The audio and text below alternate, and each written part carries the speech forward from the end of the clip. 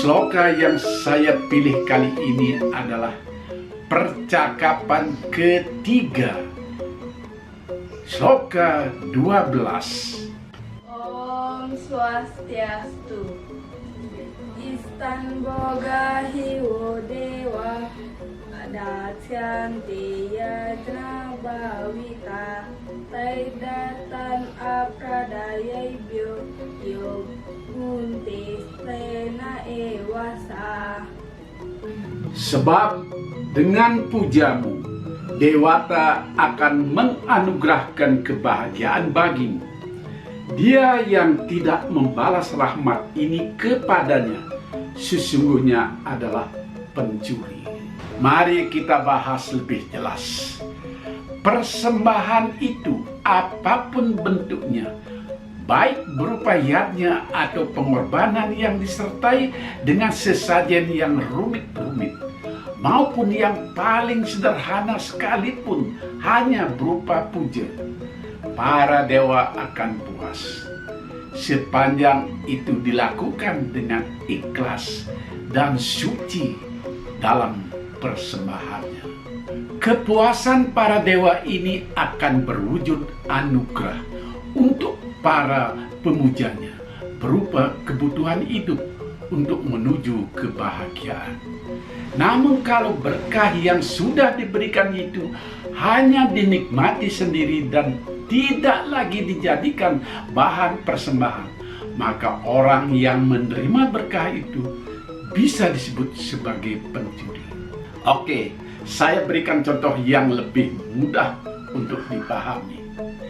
Kita melakukan persembahan berupa yadnya dengan sesajen. Istilah yang kini semakin populer di Bali adalah yadnya dengan dresta Bali. Persembahan itu hendaknya dilakukan dengan segenap kemampuan kita. Bukan besar dan kecilnya yadnya itu membuat kita mendapat berkah. Para dewa, para dewata pasti akan menerima persembahan kita yang dilakukan dengan ikhlas, lascarya, tiada beban, yang semuanya itu bisa disimpulkan sebagai kesucian. Kalau kita tidak mampu membuat banten yang besar, maka buatlah banten yang menengah. Kalau juga tidak mampu, buatlah banten dalam bentuk kanista yang terkecil. Kanista itu bukan nista. Semua banten itu adalah utama. Yang kanista pun utama. Kalau dijabarkan lebih jelas lagi, misalnya kita melakukan piodalan di Merajan. Kalau dananya tidak cukup, tidak perlu banten ayaban di hulu yang memakai bebangkit. Cukup pula gembal. Kalau membuat pula gembal juga tidak cukup dananya, tidak perlu memakai itu. Cukup tumpeng solas. Kalau banten hayaban ini bisa kita perkecil, maka runtutannya terus mengecil. Jadi tidak perlu berutang hanya untuk ngaturan piodalan. Tidak perlu gengsi-gengsian. Yang penting semua yadnya itu adalah utama. Tetapi sebaliknya, kalau kita sudah mampu dan berkecukupan dana, buatlah banten yang lebih besar.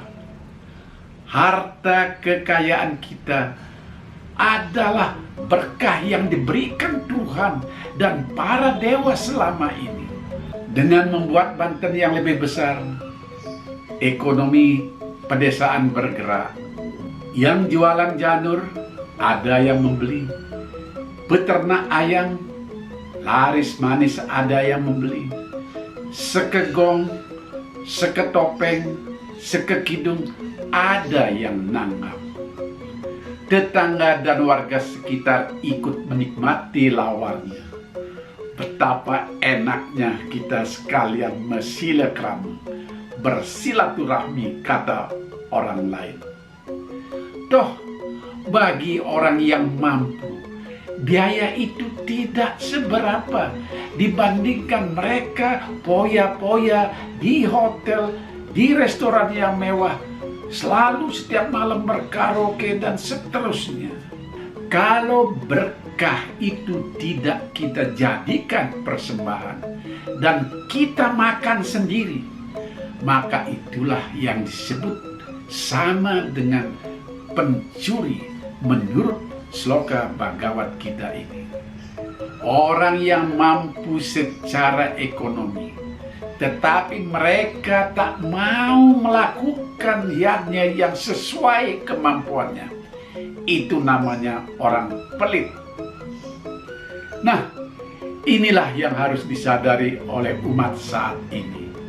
Persembahan niatnya itu memang harus dilakukan, karena lewat persembahan itu kita mendapatkan anugerah. Tidak perlu besar, tetapi sesuaikan dengan kemampuan. Namun setelah berbagai berkah kita terima, astungkara mendapat swecan ide betara, lakukanlah persembahan yang telah disesuaikan dengan berkah yang kita terima. Tentu setelah kebutuhan pokok kita dalam hidup ini juga sudah terpenuhi secukupnya. Kembali ke sloka 12 dari percakapan ketiga Bhagavad Gita yang dibacakan tadi. Sesungguhnya sloka ini juga menyiratkan agar kita tetap bersyukur apapun berkah yang kita terima, besar maupun kecil. Banyak orang yang tidak bisa bersyukur, bahkan lebih banyak mengeluh. Mereka diberi kesehatan, tetapi tidak bersyukur. Mereka diberi kekayaan, juga tidak bersyukur. Malah mereka mabuk dengan kekayaan itu, pamer ke banyak orang. Punya mobil baru pamer, punya pakaian dan perhiasan mahal pamer, bahkan bersembahyang ke pura pun pamer. Jangan suka pamer, tetapi sukalah bersyukur. Bersyukurlah selalu dengan apa yang sudah diperoleh. Jika kita bisa membeli mobil, bersyukurlah. Oh Tuhan, saya bisa membeli mobil. Jangan pamer-pamerkan mobil itu, karena banyak orang yang hanya bisa membeli sepeda motor. Kalau kita mampunya hanya membeli motor, oh Tuhan, saya bisa membeli motor. Jangan juga punya keinginan yang tidak terjangkau untuk punya mobil. Jadi kita tidak bersyukur punya motor, malah kita mengeluh, kok kita tidak diberi rezeki supaya bisa membeli mobil. Jangan. Karena kita lihat di sekeliling kita, banyak orang yang hanya bisa memiliki sepeda, bukan membeli motor. Namun kalau hanya punya sepeda saja, kita pun wajib bersyukur. Oh, yang Widi, bersyukur saya bisa membeli sepeda. Karena banyak orang hanya bisa berjalan kaki kemana-mana. Bagaimana kalau kita tidak punya apa-apa, hanya bisa berjalan kaki? Tetaplah bersyukur karena kita diberi kesehatan. Karena ada orang yang tidak sehat, tidak punya kaki karena kecelakaan atau sakit lumpuh sejak kecil. Semua keterbatasan fisik ini tetaplah disyukuri.